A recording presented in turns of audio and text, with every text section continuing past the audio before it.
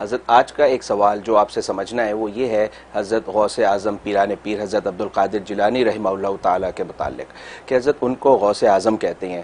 حضرت آپ جانتے ہیں کہ غوث کا معنی ہوتا ہے فریاد سننے والا، تو فریاد تو صرف اللہ سننے والا ہے اور اسی کو سنانی بھی چاہیے، تو پھر حضرت ان بزرگ کو کیوں غوث کہتے ہیں اور وہ بھی پھر غوث اعظم؟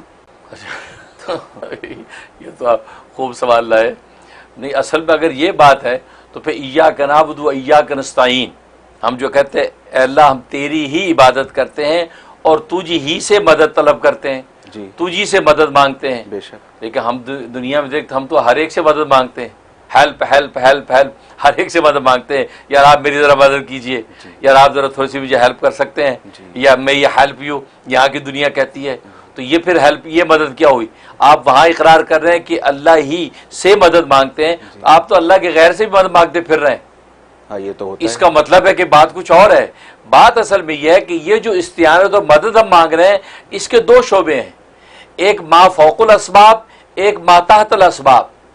ایک اسباب کے تحت جو مدد ہے وہ اللہ کے غیر سے مانگ سکتے ہیں، مطلب آپ نے کہا آپ میری مدد کر دیجئے، کیا جی مدد، مجھے $10 دے دیجئے، مجھے کھانا کھانا ہے، تو یہ ایک سبب ہے نا، نوٹ، جی یہ ما تحت الاسباب۔ آپ ذرا میری مدد کر دیجئے، مجھے یار وہاں ڈراپ کر دیجئے گاڑی پہ، تو اب گاڑی پہ بٹھا کے، تو یہ اسباب کے درجے میں جو مدد ہے یہ اللہ کے غیر سے بھی مانگ سکتے ہیں، جو کہ ہم مانگتے ہیں۔ اچھا، جس مدد کو خدمت خلق کہا جاتا ہے، تو خدمت خلق کیا ہے؟ یہ وہی مدد تو ہے جو ما تحت الاسباب ہے، اور اللہ سے جو مدد مانگی جاتی ہے وہ ما فوق الاسباب ہے، اسباب سے بالا تر، کیونکہ اللہ اسباب کا محتاج نہیں ہے۔ بے شک، جیسے ہم کہتے ہیں اللہ شفا دے دے، تو شفا اللہ سے مانگی جاتی ہے، دوا حکیم سے مانگی جاتی ہے، دوا ڈاکٹر سے دی جاتی ہے، لیکن ڈاکٹر کو آپ یہ نہیں کہہ سکتے آپ مجھے شفا دے دیں، اچھا، کیونکہ شفا کا عطا ہونا یہ ما فوق الاسباب ہے، یہ اسباب کا محتاج نہیں، اللہ براہ راست دے سکتا آپ کو، جی بالکل، ٹھیک۔ تو معلوم ہے کہ یہ استعانت اور مدد کے دو شعبے ہیں، بالکل فریاد کے بھی دو شعبے ہیں۔ آپ جس بندے سے فریاد کر رہے ہیں، ایک وہ فریاد ہے جو ما فوق الاسباب، وہ اللہ ہی اس کا مرجع ہے اور ماوا ہے، اور اللہ ہی سے وہ فریاد کی جاتی ہے۔ ایک فریاد ما تحت الاسباب، وہ فریاد آپ ہر دوسرے سے کرتے ہیں، آپ اپنے کلام میں نہیں کہتے کہ جی میری فریاد ہے آپ یار یہ کر دیں، یا میری فریاد ہے آپ اپنی بیٹی کا رشتہ میرے بیٹے کو دے دیں، میں فریاد کرتا ہوں، تو آپ تو صبح شام اللہ کے غیر سے فریادیں مانگ رہے ہیں، وہ جائز کیسے ہوا؟ اس لیے جائز ہوا یہ فریاد ما تحت الاسباب ہے۔ تو حضرت شیخ عبدالقادر جیلانی رحمۃ اللہ علیہ کو جو ہم غوث کہہ رہے ہیں، وہ غوث کہہ رہے ہیں ما تحت الاسباب، ما تحت الاسباب جو ہے وہ فریاد آپ اس سے کر سکتے ہیں، یعنی کس معنی میں؟ جو وسیلے کے معنی میں، کہ آپ وسیلہ بن جائیں، آپ دعا کر دیں ہمارے لیے ہم نیک ہو جائیں، آپ دعا کر دیں ہمارے لیے اللہ ہماری بخشش کر دے، تو آپ نے ان کو وسیلے کے درجے میں فریاد رس سمجھا ہے، تو وسیلے کے درجے میں آپ ان سے جو فریاد کر سکتے ہیں، لیکن اصول کے درجے میں، اصل کے درجے میں اللہ ہی ہے۔ اسیلہ کے درجے میں سے اللہ سے فریاد کر سکتے ہیں، لیکن وسیلہ کے درجے میں حضرت غوث پاک کو بھی فریاد رس ہم کہہ سکتے ہیں، جی ٹھیک۔ اور پھر اعظم جو کہا ہے، اعظم، یہ اعظم یہ اس میں تفضیل کے معنی میں نہیں کہ یہاں کمپیرین ہو رہا ہے کہ اللہ اور غوث اعظم کو آپ کمپیئر کر رہے ہیں تو یہ تو اللہ سے بڑا ہمیں فریاد رس بنا دیا، نہیں، یہ اعظم عظیم کے معنی میں ہے۔ اگر یہ بات ہے تو پھر محمد اعظم نام رکھنا جائز نہیں ہے، جی ہے چچے ماموں کا نام جو اعظم ہے، اعظم ماموں، تو پھر اس کو اعظم کیوں کہتے ہیں آپ؟ جی اکبر کیوں کہتے ہیں؟ اکبر تو پھر اللہ اکبر، جی بالکل، اللہ سب سے بڑا ہے، تو محمد اکبر نام رکھنا جائز نہیں۔ جی تو معلوم ہے کہ ایسے جتنے نام ہے، اکبر ہے، اسلم ہے، اعظم ہے، یہ جو ہے مبالغے کے معنی میں ہوتے ہیں، اس میں تفضیل اور کمپیرین مراد نہیں ہوتا کہ خدا نہ خواستہ پیران پیر کو ہم نے اللہ سے بڑا فریاد رس بنا لیا۔ اچھا، اس لیے یہ جو بہت بڑی مسکنسپشن ہے، لوگوں کی غلط فہمی ہے، اور یہ عداوت ہے تعصب کی، مسلک کی، اور وہ تعصب کی نگاہ سے وہ اعتراض کر دیتے ہیں، اور جی یہ پیران پیر کو آپ غوث اعظم کہتے ہیں۔ بھئی اصل میں یہ غوث جو ہے یہ ولایت و معرفت کا ایک مقام ہے، کیونکہ ولایت و معرفت کے 14 مقامات ہیں اچھا، جو حضرت علی رضی اللہ تعالیٰ نے اپنی روایت کے اندر نقل کیے ہیں، اور اس حدیث کو جو ہے حضرت حکیم الامت مولانا اشرف علی تھانوی رحمۃ اللہ علیہ نے اپنی کتاب التکشف کے اندر ذکر کی ہے۔ التکشف آپ کی کتاب ہے جس میں آپ نے احادیث کے ذریعے سے تصوف کے اعمال و اشغال کو ثابت فرمایا ہے، تو اسی کے اندر آپ نے حدیث نقل فرمائی ہے۔ حضرت علی رضی اللہ تعالیٰ کی اس پہ 14 مقامات، جن میں سب سے اونچا مقام ولایت ہے، اس کو غوث کہا جاتا ہے. اچھا، اللہ، غوث کہا جاتا ہے. تو یہ سب سے اوپر کا مقام ہے. اس کو قطب مدار بھی کہتے ہیں. تو یہ غوث کے بعد پھر ابدال کا مقام ہے، پھر اقطاب کا مقام ہے، قطب کا مقام ہے، پھر اخیار کا مقام ہے، پھر اوتاد کا مقام ہے.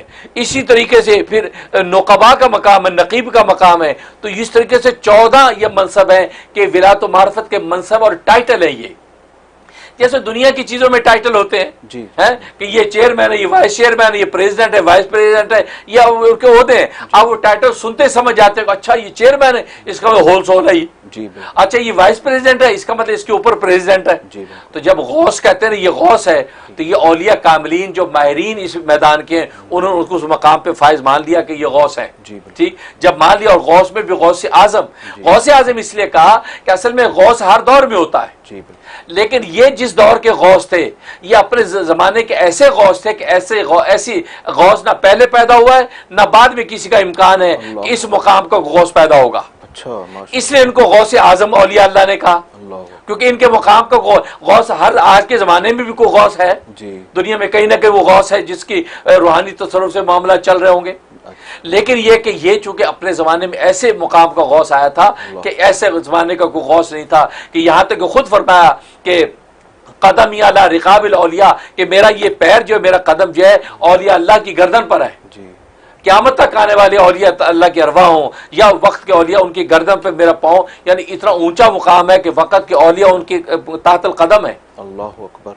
اور یہی وہ بات سن کر خواجہ معین الدین چشتی رحمۃ اللہ علیہ نے ہندوستان کے اندر یہ بات کہہ دی تھی کہ بل علی راسی وعینی، کہ جب یہ ان کو یہ الہام و القاء پہنچا، کیونکہ یہ تو دل کی تاریں ہیں، دل سے دلوں میں پیغام جاتے ہیں. بے شک. ہاں، یہ نہیں کو لکھ کے بھیجا ہو انہوں نے کہ قدم علی رقاب الاولیاء، یہ دل کو تارے ہوتی، اندر ہی اندر معاملے چلتے ہیں. جیسے دریاؤ سمندر میں آبدوزیں چلتی ہیں نا، اندر ہی اندر، یہ اندر ہی اندر چلتا ہے نظام. یہ ظاہری آنکھوں سے نظر نہیں آتا. ظاہری آنکھیں تو ہماری اتنے کمزور ہیں کہ ہم 2 گاڑیوں میں فیصلہ نہیں کر سکتے. ایک گاڑی میں ہم بیٹھے ہو جو کھڑی ہے، ساتھ والی گاڑی چلنے لگے تو ہماری آنکھ کہتی ہے کہ شاید میری گاڑی چلنے لگ گئی. جی بالکل ایسے ہے. سٹاپ سائن پہ کتنی دفعہ دھوکہ ہوتا ہے. تو معلوم ہے کہ ہماری آنکھ تو اتنی کمزور ہے کہ 2 گاڑیوں میں فرق نہیں کر سکتی. تو وہ یہ باطنی جو راہوں کو کیسے دیکھ سکتی ہے. تو وہ جب پیغام القائی طور پہ ان تک پہنچا تو حضرت خواجہ معین الدین چشتی رحمۃ اللہ علیہ نے ادب کے نتیجے میں کہا کہ بل اعلی راسی وعینی، کہ آپ کا قدم میری گردن پہ نہیں بلکہ میری سر اور آنکھوں پر ہے. حضرت جب اس ادب کو ظاہر کیا تو اللہ نے ان کی اس ادب کو قبول کر کے اتنا اونچا مقام دیا کہ اپنے وقت کے جو سینئر ان کے اولیاء اللہ تھے، یہ ان سے زیادہ اللہ نے ان سے کام لے لیا. سبحان اللہ، سبحان. اور یہ خواجہ معین الدین چشتی رحمۃ اللہ علیہ کہ جن کے ہاتھ پر 99 لاکھ انسان ان کے ہاتھ پر مسلمان ہوئے. جی. اور بر صغیر پاک و ہند میں اسلام اور دین ایمان کا پرچم ان کی برکت سے لہرایا. جی یہ ہوتا ہے. تو اس لیے خواجہ شیخ عبد القادر جیلانی رحمۃ اللہ اتنے اونچے مقام کے جو ولی ہیں کہ وہ غوث، اور غوث میں بھی غوث اعظم کا ٹائٹل ان کو دیا گیا. اچھا. پھر اس کے بعد ابدال ہیں، پھر اقطاب ہیں، ہر زمانے. اور غوث ایک ہوتا ہے.